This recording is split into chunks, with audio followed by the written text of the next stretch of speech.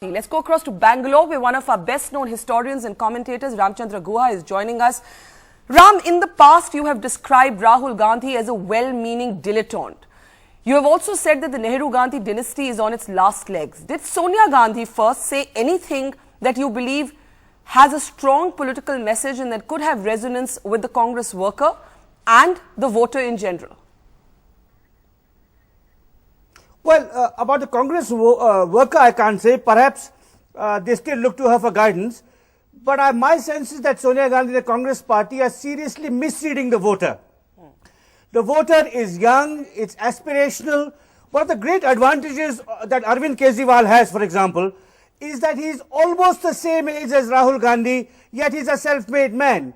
He passed a rigorous civil service examination, he was a social activist, he got the Magsaysay Award.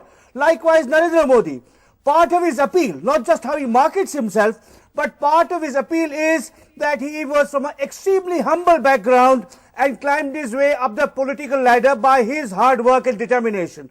So I think my sense is that Sonia Gandhi is seriously misreading the popular mood. The Congress worker may still have a slavish devotional attitude towards the family, but the general voter, including many Congress voters of the past, my sense, are disenchanted with the promotion of the dynasty.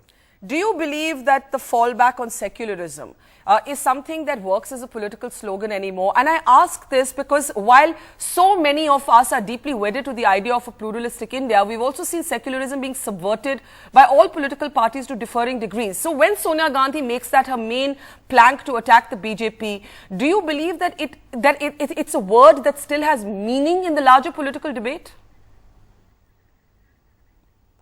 Well, I think it has some meaning. But given the Congress's abysmal record on corruption, for example, given the fact that the Congress is also overseen, some of the state governments have overseen riots, given the fact that its policies towards Muslims is patronage, it's not expanding opportunities. Even if you listen to Mr. Chidambaram's speech, which I just did on your channel, he said, we have given the minorities, humne unko diya hai. Not creating conditions where minorities can educate themselves, start their own enterprises. So I think it has some purchase because the BJP often does have sectarian tendencies, but much less purchase. You know, a couple of other points I'd like to quickly make, Barkha. I was looking at the iconography behind the stage when Chidambaram spoke. It's very interesting. For the first time in Sonia Gandhi's regime, you have Mahatma Gandhi flanked by Jawaharlal Nehru and Vallabhbhai Patel. So, you know, clearly there's some rethinking. You have Shastri, you have Sarojini Naidu, but there's an interesting omission, which is that of P.V. Narasimha Rao, and there's an interesting addition, Ambedkar, who was never part of the Congress party. So this new iconography shows actually that they're very nervous. What do you read into the new iconography? Narasimha Rao has never been a favorite with the Gandhis. The party has never really credited him for much. But the inclusion of Baba Saheb Ambedkar, as you said, what does that signify to you? Well, firstly, he was never a member of the Congress party, so he should not be on that. Or, you know, logically, it means that they are trying to reach out to new constituents. The inclusion of Sarojini Naidu, above all Patel, right next to Gandhi, as he should be. Gandhi had a right hand and a left hand who were Nehru and Patel. From Indira Gandhi onwards, the Congress party has denied Patel his place in Congress history, not just Indian history.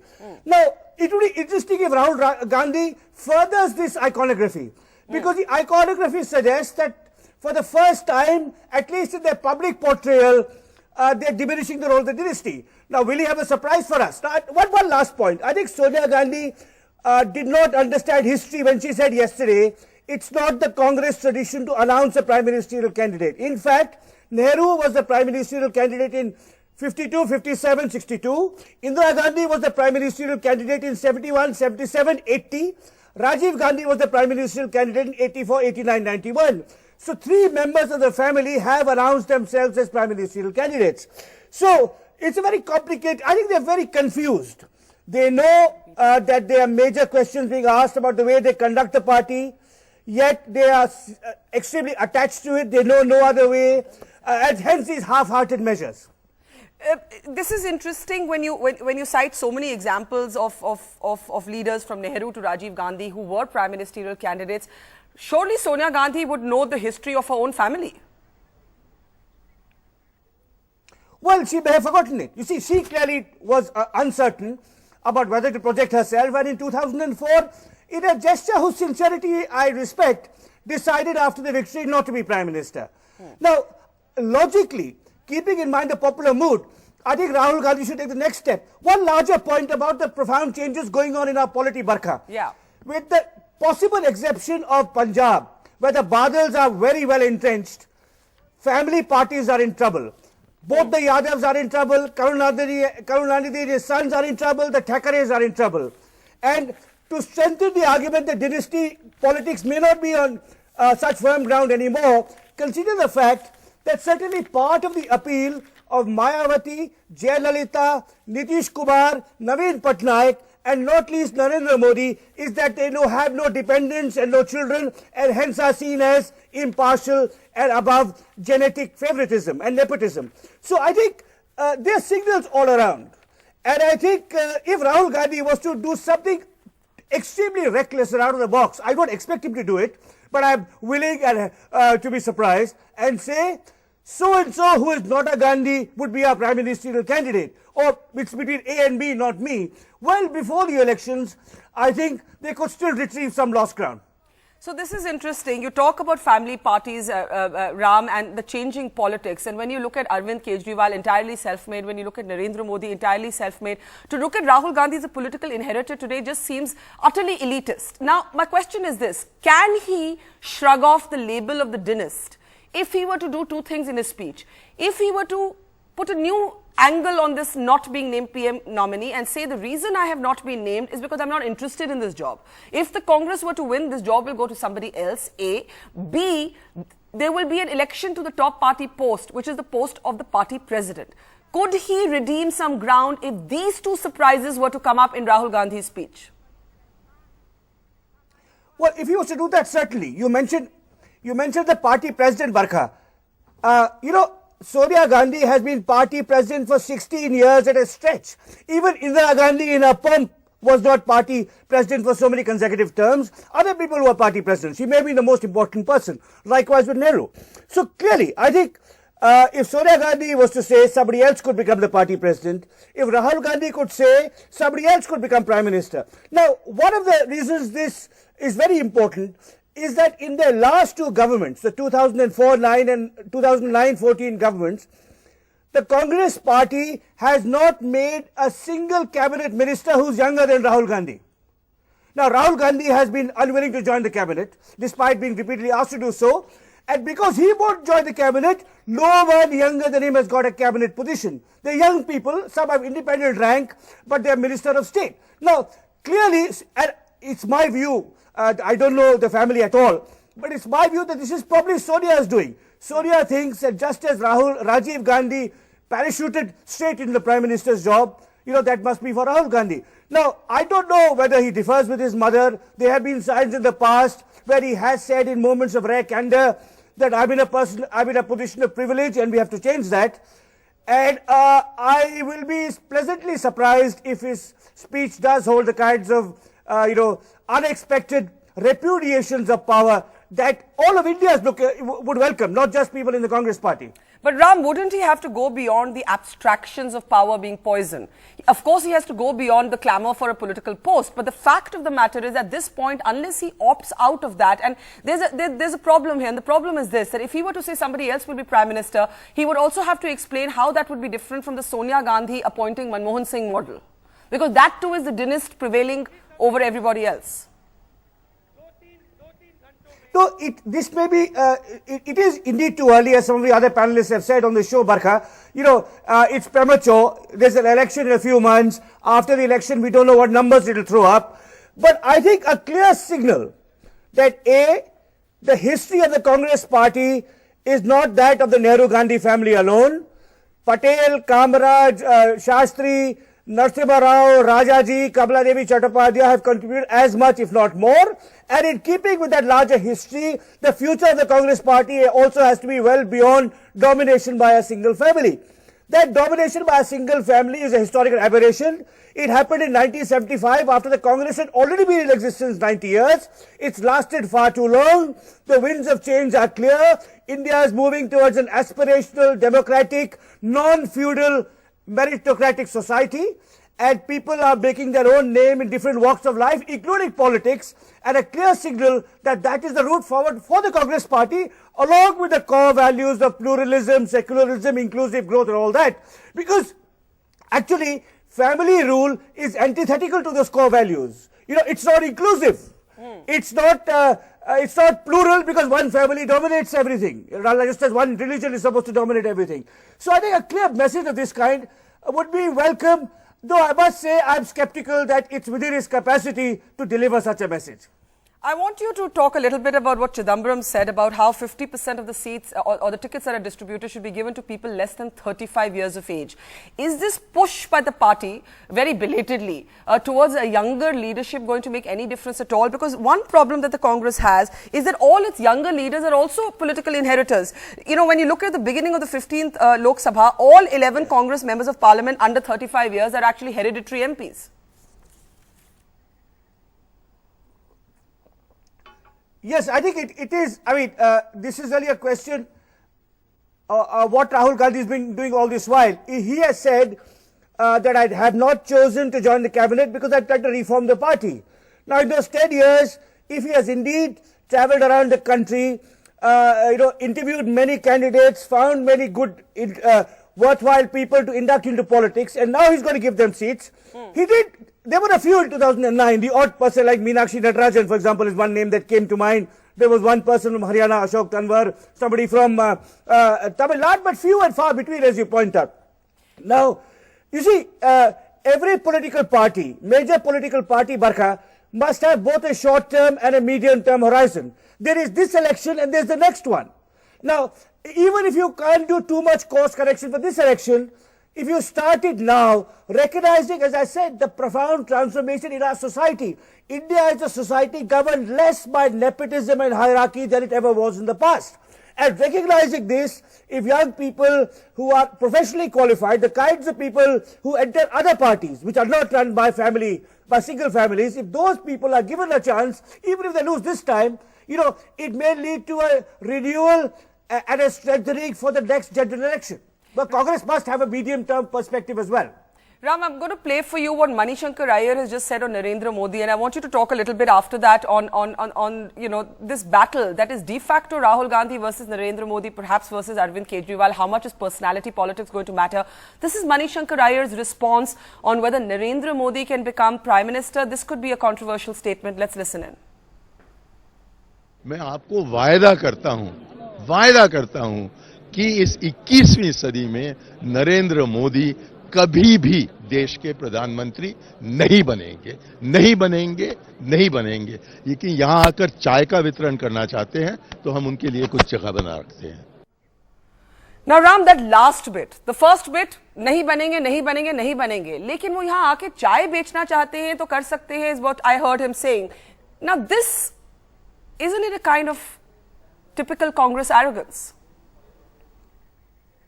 It is Congress arrogance, and someone said on Twitter, Barkha, and you will appreciate this, it is the worst kind of Stephanian arrogance. My God, we have to all plead guilty as Stephanians, but yeah, go ahead. Yeah, so I think you and me are sometimes aware of it and try to overcome it. We can't completely reduce it because it's part of but it is, I think it was Mihir Sharma who said this was Stephanian himself. It's a disgusting remark. And even the first part, kabhi nahi banenge. He should have said, Meri ichha hai ki wo kabhi nahi bane. I would not like him to become. How can he say so? Definitely he'll never become. I mean, in a sense, that's itself a mark of desperation. So, but I think, Barkha, in all fairness, Manishankar Iyer is not important in the Congress party. He's an outlier. He's a loose cannon. If this remark had come from Ghulam Nabi Azad or Anthony or Chidambaram, perhaps you could take it seriously. This is a remark of someone who wants to be on the front page all the time. But Manishankar Iyer, Ram has this story about college, about St. Stephen's College, that when he and Natwar Singh were in line to fill up the visitors' book, Natwar Singh said, I owe everything I am to this college. And Mani said, why blame the college? So today I would say that let's not call it Stephanian arrogance and blame the college, but I know exactly what you mean. Now, more seriously, more seriously, Ram, what is the weakest point about Rahul's campaign? There is corruption, there is dynasty. How can Rahul Gandhi address either of these? And is there anything else that you believe just takes away from their campaign? Is it an absence of energy or is it an absence of imagination? No, I think energy is also important. My sense is that the drive and determination, the hunger in the belly, that should possess anyone in any profession. Arvind Kejriwal has it. Narendra Murthy had it when he built Infosys. Mahendra Singh Dhoni has it when he came from Jharkhand. Rahul Gandhi is a very well-meaning chap, a likable fellow, but the drive and hunger to work extremely hard, to do a thoroughly professional and comprehensive job, that seems to be lacking. So I think that's part of it. I think it's not just in politics. It's not just that he lacks it vis-a-vis Mayawati or Narendra Modi or Arvind Kejriwal. You take people in other fields. I mean, you take young people where they work. You take Mahendra Singh Dhoni is a good example, or a young actor, young entrepreneur. I think I have some sympathy with him, because in many ways I think he's his mother's creation.